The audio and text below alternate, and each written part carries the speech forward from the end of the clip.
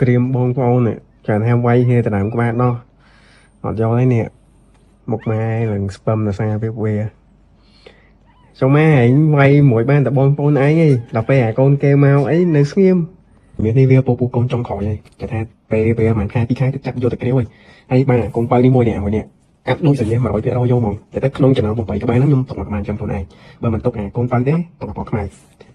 ខ្ញុំត្រូវតាមដានមើលសញ្ញាយើងជាប់ទៀតខ្ញុំខ្លាចអាប៉នោះវាចាប់តាក់សញ្ញាទៀតវាមានកូនទៀតខ្ញុំខ្លាចទៅធំនឹងមួយទេ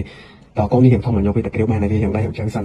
ហើយគាត់ថាការងារខ្ញុំរងថ្ងៃហ្នឹងកូន8ក្បាលហ្នឹងខ្ញុំត្រូវជូតនោមវារងថ្ងៃតែសារខាងនេះដឹងតែ 100% ឲ្យកូននេះវាអត់ព្រមនឹកឲ្យកូននេះនោមអញ្ចឹងខ្ញុំត្រូវតែខែរ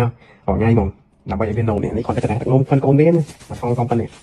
ហើយបើខាងនេះវិញខ្ញុំនៅមើលតិចដែរតែសារតែពួកនេះវានៅមកដោះម៉ែវាអត់ស្អីហ្មងទេតែបើខាងនេះទឹកដោះម៉ែវាដូចអត់ស្អីគ្រប់គ្រាន់មកអញ្ចឹងខ្ញុំត្រូវធ្វើទឹកដោះប្រពេពួកវាមករងថ្ងៃហើយចាប់ប្រឈមម្ដង3ទៅ4 ml ក្នុងមួយនាក់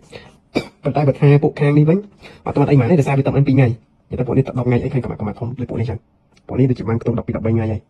ពួកនេះតែបាន2ថ្ងៃទេប៉ុន្តែចូលនេះអាទំកើតដំបងមួយបាន2ថ្ងៃហ្នឹងមានពួកវាគឺខុសគ្នាដាច់យកមកហើយនេះវិញអាឡឹកវាដែរតែថាទីចិត្តតែគ្រាវវិញខ្ញុំបើវាឲ្យកម្មាដូចដើមវិញហើយតែកម្មាយកខ្លាំងមែនតើគ្រាវមួយម៉ូលីខ្ញុំចាប់គ្រាវដែរតែអត់ចង់ទុកឲ្យវាមានកូនទៀតទេពួកនឹងវាមានកូនម្នាក់2ដងបាត់ហើយហ្នឹងថ្ងៃនេះ3ដងទៀត